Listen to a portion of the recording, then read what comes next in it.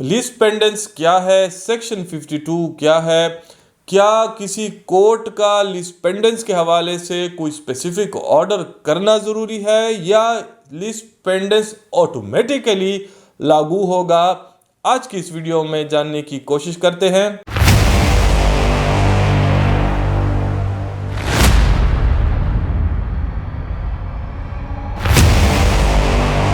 अस्सलाम वालेकुम वरहमतुल्लाहि वबरकातुहू। हज़ारों दरूद व सलाम हमारे ख़ातमुन नबीन सल्लल्लाहु ताला अलैहि व आलिहि वसल्लम सरवर कायनात सरवर दो आलम पर।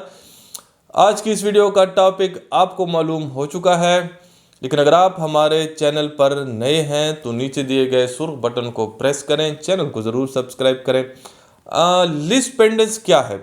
लीज पेंडेंस आपका ट्रांसफ़र ऑफ प्रॉपर्टी एक्ट का सेक्शन 52 है। लीज पेंडेंस का लुग़वी मानी क्या है? ये लीज का मतलब है सूट, कोई दावा, कोई मुकदमा, उसको हम लीज कहते हैं।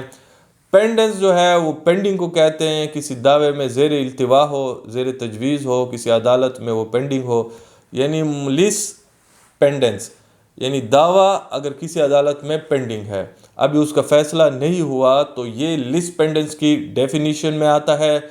सेक्शन 52 यही है ट्रांसफ़र ऑफ प्रॉपर्टी एक्ट का। लीज पेंडेंस बेसिकली से मुराद ये है कि अगर किसी अदालत में कोई केस मुकदमा दायर है और उस दौरान उन दो पार्टीज़ में से एक पार्टी जिसके नाम पे वो प्रॉपर्टी है वो उस प्रॉपर्टी को किसी तीसरे फरीक पे बेच देती है, तो ऐसी सूरत में लीज दावे के पेंडिंग होते हुए अगर उसको वो सोल्ड आउट करता है या किसी भी तौर बनाम दिगरान किसी थर्ड पार्टी के जो मुकदमे में फरीक ना हो उसके नाम पे ट्रांसफ़र करता है या वो इवन के फरीक हो उसके नाम पे करता है, तो इस जो ट्रांसफ़र होगा ये लीज पेंडेंस की एम्बिट में आएगा। और इसके ऊपर सुपीरियर कोर्ट्स की व्यू यही है कि किसी कोर्ट का कोई स्टे ऑर्डर होना ज़रूरी नहीं है। अगर किसी केस में प्रॉपर्टी डिस्प्यूटेड है बिटवीन द पार्टीज़ और एक पार्टी उसको बेचती है, तो ऐसी सूरत में लीज पेंडेंस का जो प्रिंसिपल है वो लागू होगा। और अगर बिलफर्ज जो बेचता है कल को उसके खिलाफ डिग्री होती है, तो ऐसी सूरत में जिस शख्स पे भी उसने बेची होगी उससे भी ये कैंसिल हो के उस डिग्री होल्डर के पास वापस प्रॉपर्टी आएगी। दावे के दौरान वो 100 जगह पे भी बिक गई हो तो वो तमाम 100 जो मज़ीद इंतकालात हैं या रजिस्टर्ड डीड्स हैं, इकरारनामे हैं, वो कैंसिल होंगे और जो उसके हक में डिग्री होगी उसके पास वो प्रॉपर्टी आएगी।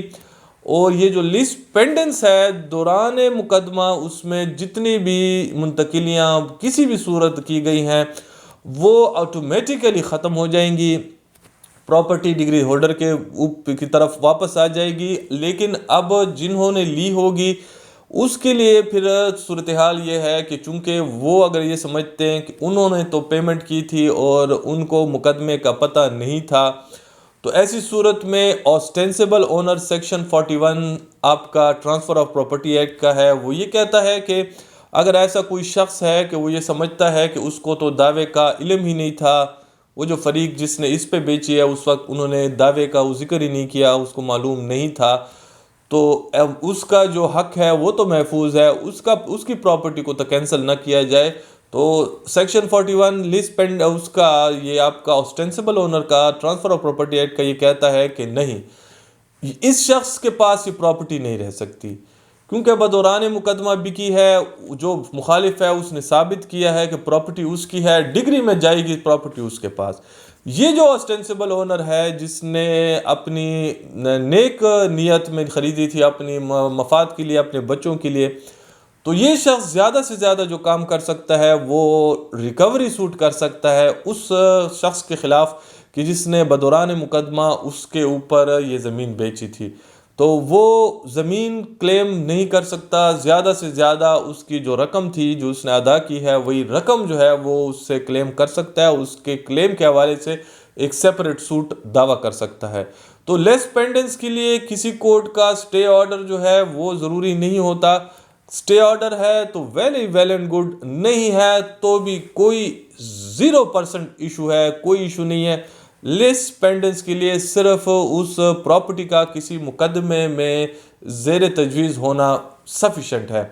तो उसके ऊपर उस कोर्ट का कल को फैसला मुतवक्के हो तो वो उस लेस पेंडेंस में आएगा, और वो शख्स जो है जो बेचता है वो कल को ये नहीं कह सकता कि मेरी तो अब प्रॉपर्टी नाम पे नहीं है, मैंने तो आगे सोल्ड आउट की है, एलिनेट की है, ट्रांसफ़र की है। ये चीज़ें फिर इसको साफ प्रूफ, ये चीज़ें जो है ये इसको फ़ायदा नहीं देंगी। तो ये था लीज पेंडेंस सेक्शन 52। उम्मीद है कि आज की इस वीडियो से लीज पेंडेंस आपके जहनों में क्लियर हो गया होगा। लेकिन अगर आपको ये वीडियो पसंद आई है तो अपने जैसे और दोस्तों के साथ भी ज़रूर इसको शेयर करें, ताकि इल्म के फैलाने में आप भी अपना किरदार अदा कर सकें। आज के लिए इतना ही, इजाज़त चाहते हैं। अल्लाह हाफिज़। पाकिस्तान जिंदाबाद।